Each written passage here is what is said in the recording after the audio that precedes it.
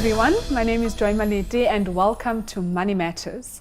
Money Matters is an interactive show that aims to educate our viewers on their consumer rights and provide advice on money-related matters. Do you perhaps have a money-related matter or issue that you would like advice on? Do contact us and we may be able to provide you with some expert advice. Today on the show, we are learning about saving and investing. Do you have a saving and investment account? What has your journey been like? Have you even started, or is it a dreadful subject to even talk about? Well, today to help us unpack a little bit on this topic is principal and financial advisor, Sister Miriam Papu, who is joining us and will help us during this learning phase. But before we do that, we would like to hear your views and comments. So please do engage with us on social media using the details that are appearing on your screen right now. Hi, Sis Miriam, and it's such a pleasure to have you with us today. Thank you so much, Joy, for having me over. And it's a pleasure to speak about a journey to saving and investments. It is indeed a journey, right? And I think, you know, the words saving and investing are often used interchangeably, right? Yeah. Is there a difference? Actually, there is a difference. So when you're saving, most of the time, maybe look at it this way. Do you have an emergency fund? So when you basically are setting up an emergency fund is to say, in the event that there is an emergency, where do I then tap into? And you need to have that savings pocket. So most of the time when people set those up, it's something that they can have accessibility to without struggling when they have to then call on the money. While investment, on the other hand, looks at, do I have goals? And what are my goals and how long are my goals? And you split that between your short-term, your medium-term, and your long-term goals. And then once you've established that, you can then have a strategy as to how you're going to achieve that. But the trick about investing is for you to spend time in the market rather than timing the market. Time in the market rather than timing the market. Yes. But I think what I've picked up is that these tools can be used together. They can. Right? They work together, but they're not essentially the same. So if you've got a shorter term goal, you would perhaps say, if I'm saving, I'm going to use the word saving for lack of a better word. But if my goal is, say, I need to do something within the next 6 months, it's a shorter term goal, right? So therefore, I would perhaps want to look at a product that is going to provide me with access to my money within that period.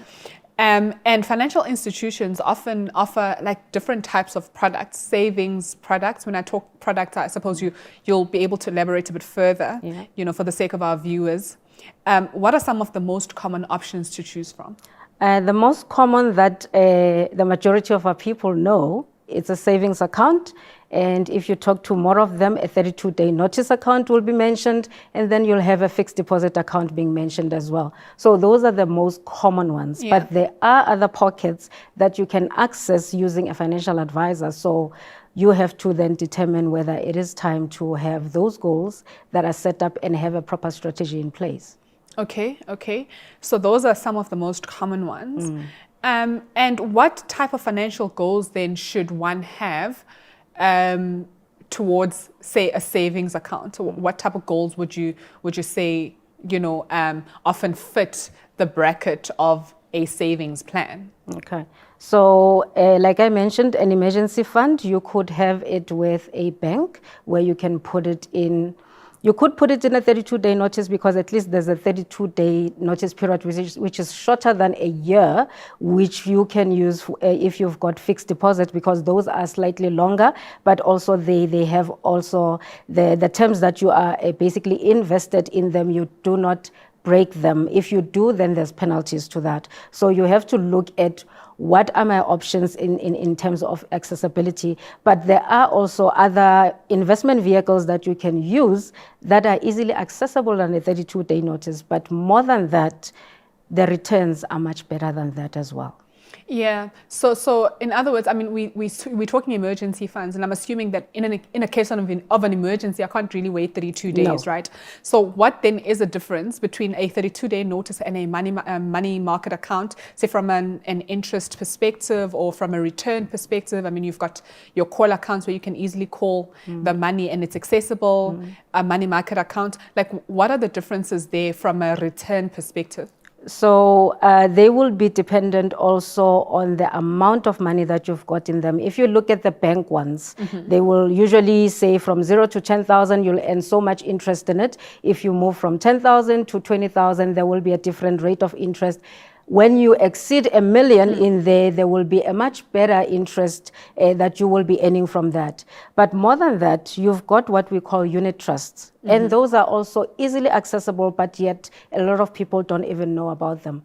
With them, you put in a notice, within 48 hours, the money is in your bank account. Yeah. So talk about accessibility. Those are some of the products that we should be tapping into. But when it comes to a return, from a returns point of view, they get much better than what you are getting at a bank. So a money market, you'll have a money market that is with a bank. It will be different from a money market from if you have an advisor that then puts that money with a fund manager. So usually it's about 1.5% difference in that money market versus the one that you find with a fund manager. I mean, you've mentioned and you touched quite a bit on the better return prospects that I can get on in other products. But what then comes with that return? You know, what lies behind me having a better return? Because if I have my money in a bank and I'm saving it with a financial institution in a bank, I'm assuming that the risk is a bit lower. Yeah. But with these other products that are offering me more returns, what should I be looking out for? Or what should I be comfortable with? Sort of, for lack of a better word, I think you get where my question is going, right? Yeah. What should I be comfortable with? So, in investment terms, we all know that higher returns, higher risk. Yes. Right? Yes. But you have ways of mitigating that risk, and that's you diversifying your portfolio and selecting different risk products that you can then have in your portfolio. So you can move from a conservative to an aggressive portfolio for one person, but depending also on their risk appetite. So it will be dependent on that. Are you willing to lose a little bit of capital for a long-term gain, or are you going to be the one person that when the markets go down, you want to disinvest? So those are some of the things that you have to look at. Yeah. So when you're mentioning conservative fund, I'm assuming that you're referring to funds that have got low risk. Low risk. And we're talking aggressive, we're talking funds that have got more high risk. And so on and so forth. So it depends on a person's risk appetite and whether they are willing to expose their money to higher risk, being aggressive, and whether they are comfortable with the level of risk that they are taking, or whether they want to just stick to the conservative side of things, right? Yeah. Okay. I think maybe let's just pause it here for a bit, and then we'll just come back and continue with some of the benefits of starting earlier, all right? So we'll just pause it here for now and go for a quick break, but we are still keen on wanting you rather to share your views and comments with us. So please continue engaging with us on social media, Facebook and Twitter using the hashtag MM on SID, and don't forget to tag us at the SID Media. Thank you.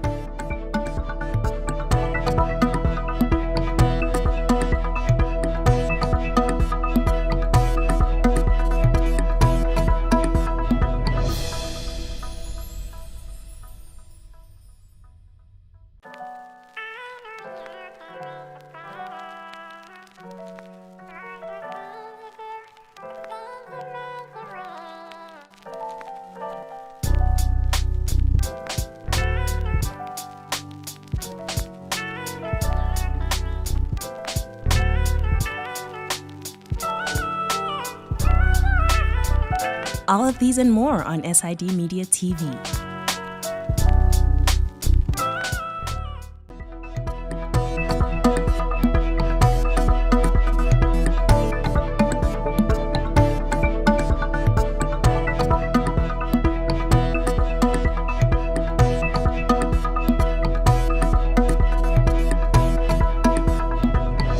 Welcome back, and this is Money Matters. We are still talking saving and investing with Sister Miriam, Papu, who is a principal and financial advisor. Before the break, we were discussing some of the different products that are available in the market for saving and what kind of goals should you be saving for. Please don't forget that you're part of this conversation as well. So we would like to get your views and comments. So please comment on Facebook and Twitter using the hashtag MM on SID. Do not forget to tag us at the SID Media. Sister Miriam, we were still discussing some of the types of financial goals that I should be saving for. And I think it's also good that we mention some of the benefits of starting my savings plan earlier rather than later. Sometimes we often say I need to get to a certain level of income before I can start saving. What are the benefits of starting this journey earlier? So I think the obvious one is that you tend to get to your goals sooner. But the one thing that when I say to somebody, if you start earlier, you then get to a point where you are disciplined sooner, where you are then able to say, this is my outlook for my life. And this is basically where I need to get to. And once you've started that journey, it becomes easier when you are now talking to somebody to say, this is the strategy that I want to have over a long period of time, but these are my goals that I want to achieve. And please note, when you do set those goals, they always change. As your life evolves, your goals will change. So when we start, and let's say you are 24 years old, usually that's the right time to start. When you've got your first job, your first paycheck, if you start then, you then also get to benefit from the eighth wonder of the world, which we call compound interest. Yes. So, and compound interest basically is you earning interest on interest. And the longer you are in the market with that, the better the prospects are for you getting to your goals. Sooner, right? Yeah. That's true. I just want us to cross over now a bit and just look on the investing side of things. What is investing?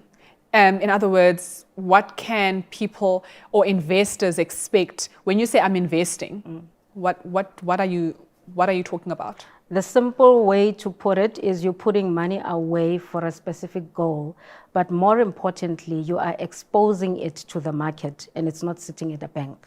Okay. So that's usually the difference that I use. That if you put it in a bank, you're basically parking it and it's not doing the work that it's supposed to do.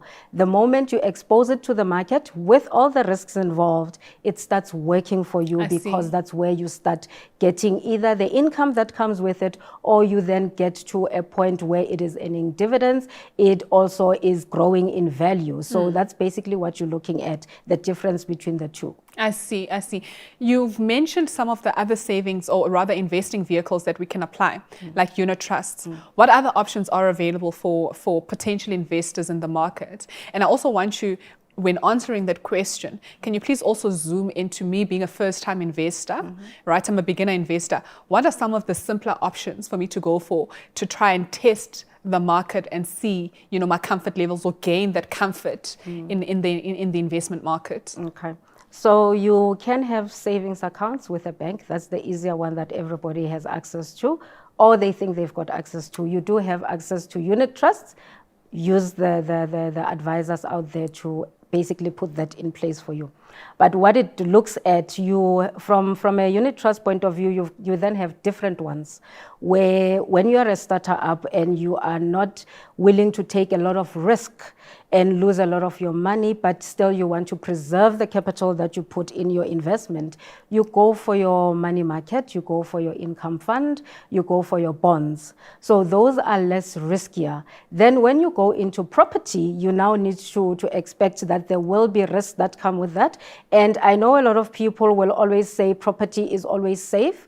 There are risks involved with being invested in property. Well, COVID showed us that nothing is safe. Yes. Yeah. And that's the beauty of now knowing that nothing actually is safe, but how much am I willing to lose? So you can get into property, either you buy property stocks or the actual property. So a lot of people are just used to the property itself, but you can diversify your own portfolio by having property stocks.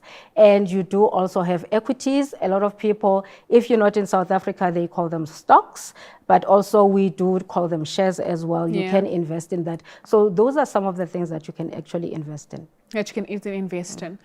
And I think, I mean, we obviously saying as a beginner, maybe utilize the services of a financial advisor and things like that to help you pick, the various vehicles that you can then invest in. Yeah.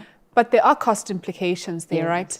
And I just want, if we were to make our viewers aware of some of the cost implications that, that these type of vehicles carry, what would you say is the effective annual cost of investing? How does one apply themselves in assessing this cost element? Because obviously that is going to then ultimately impact on the growth, right? The ultimate growth that you are going to earn on this investment. What are some of the things to look out for? Or what are the questions that we should be asking the financial advisor, like yourself? What should we be asking you? When it comes to costs, with my clients, they don't even have to ask me.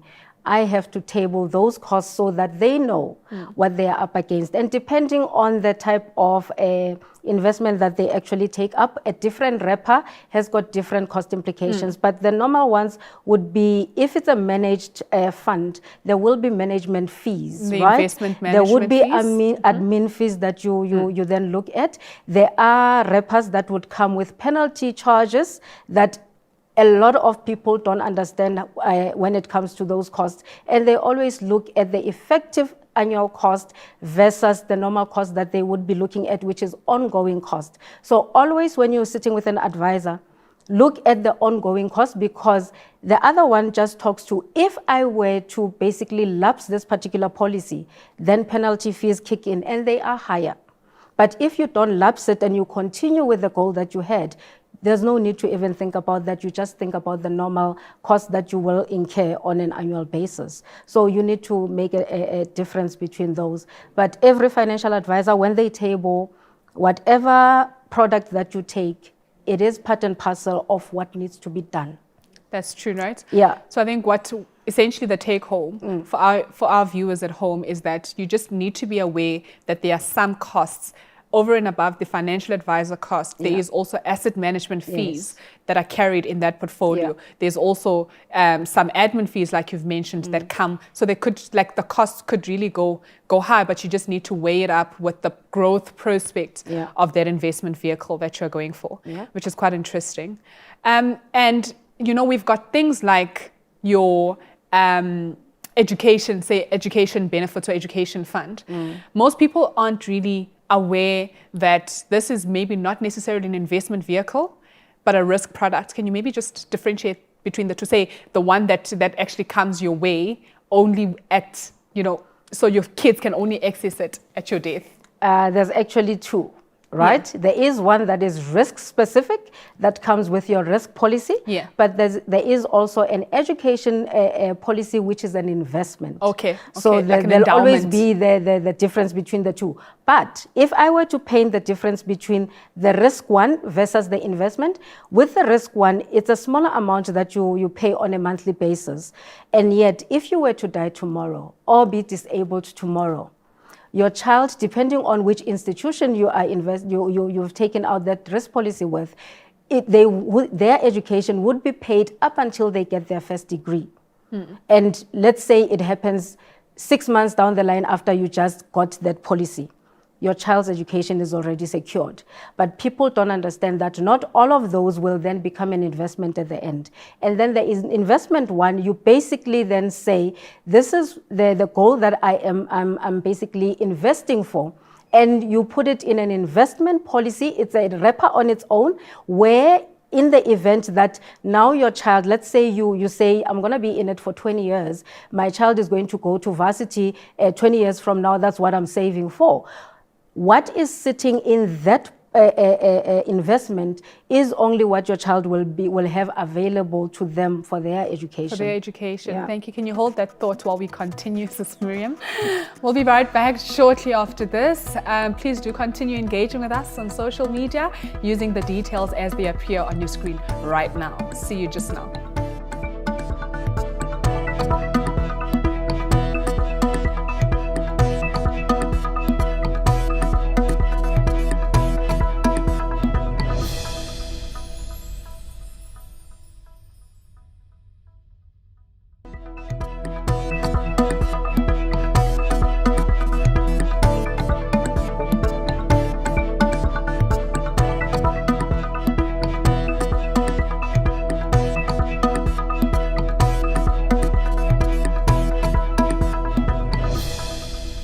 Welcome back, and this is Money Matters. If you have just joined us, we are still talking saving and investing with our sister Miriam Papu, a principal and financial advisor. Please do continue engaging with us on our social media platforms, Twitter and Facebook, using the hashtag #MM_on-SID. Do not forget to tag us at the SID Media. If you have any questions or views, please just share them on those platforms. Sister Miriam, before the break, we were talking about, the difference between the education products that you get. Like some are risk education products, which is like insurance, and some are investment type products. Can you maybe just expand a little bit on that? Okay.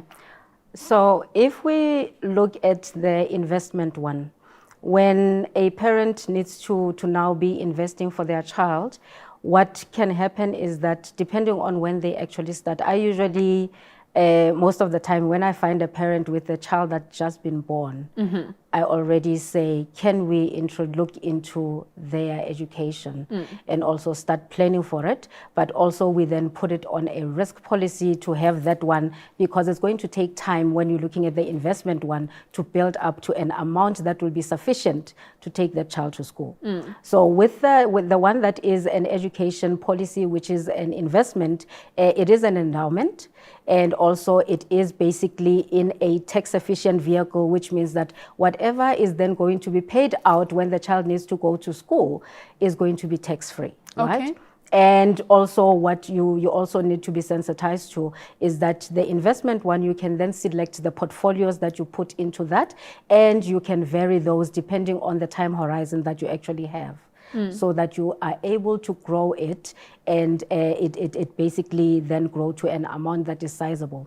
The difference though that will be between the risk one with the investment, the risk only pays to the educational institutions, while the investment, if the child decides after grade 12, I want to be an entrepreneur, I do not want to go to varsity, guess what? The very thing that we often talk about to say we've got issues with access to capital, you've sorted it out for your child.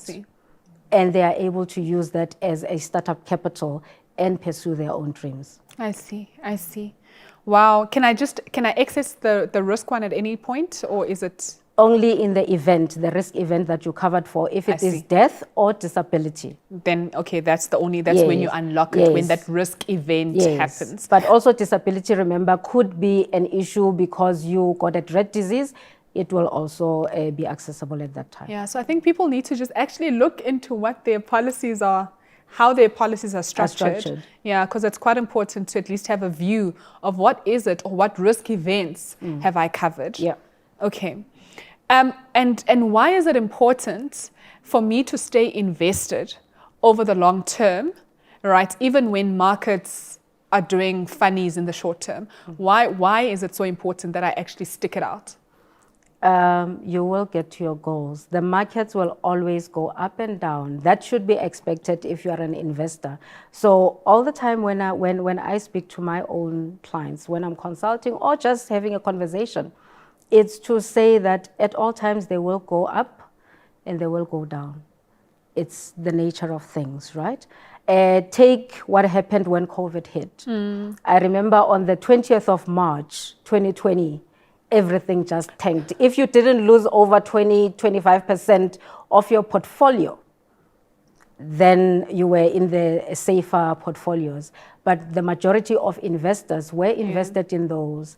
And what a lot of people did incorrectly, knowing that they've got a long-term strategy, they went with how they felt and the noise in the market. When they disinvested out of those portfolios, they basically crystallized the losses. You locked in the losses, and then you moved to a different portfolio with lesser money. Had you stayed in, the market around May had already rebounded and went up. You could have easily, your portfolio regained. And that's how it works. But you need to always invest with your mind, not with your heart. Not with your heart, right? And don't forget the goal. So if the goal was a 5-year plan, stick it out. Even when it seems like the stock price is doing whatever, stick to that 5-year goal. Yeah. Because the market will always It do will the always- funnies in the short term. But over time, when you start looking at it, normalizes. you see that actually there is that growth trajectory Yeah. that you are seeing in the market. Definitely. Quite interesting. Sis Miriam, we could go on and on and on this topic, but I really want you to just give us, if we were to forget everything else that we were talking about today, what is it that you really want to stick in our minds? What is it that you want our viewers to go away with from this topic? Okay. So I think from just this topic, I'm going to start with the one thing that I always look at with anybody earning any amount of money. Start with a budget. Have a monthly budget that you are going to follow. And basically what that does, you are able to know where your money is going. Yeah. You are able to say, what are my needs and what are my wants? And you separate the two, because when times are hard, the wants can easily be taken off that budget, and you just keep to the basic, which is the needs. And what I also want to sensitize people to is that sometimes you find somebody that earns 100,000 rand, but saves 500, and you've got somebody that earns 3,000 rand, saves 500. Who is the more wealthier if you were to assess? B. It's actually, yes, the one that earns less and is Exactly. keeping more. It is Exactly. about how much you are putting aside and not how much you are earning that makes you wealthy. Amen. That is just powerful. It's how much you're putting aside as opposed to how much you're earning. Well, that brings us to the end of this show. Thank you so much, Sister Miriam, for all those insights. I think we've learned quite a bit on this topic, something that we will I'm hoping that we'll be able to apply going forward. And it's been such a pleasure to have you with us. Thank you so much. Well, that's it for today, and this brings us to the end of the show. Please do continue engaging with us. If you have any other further questions, do hit us up on Facebook and Twitter using the hashtag #MMOnSID, and do not forget to tag us at the SID Media. Well, from me, Joy Malete, and the rest of the Money Matters team, it is goodbye and God bless.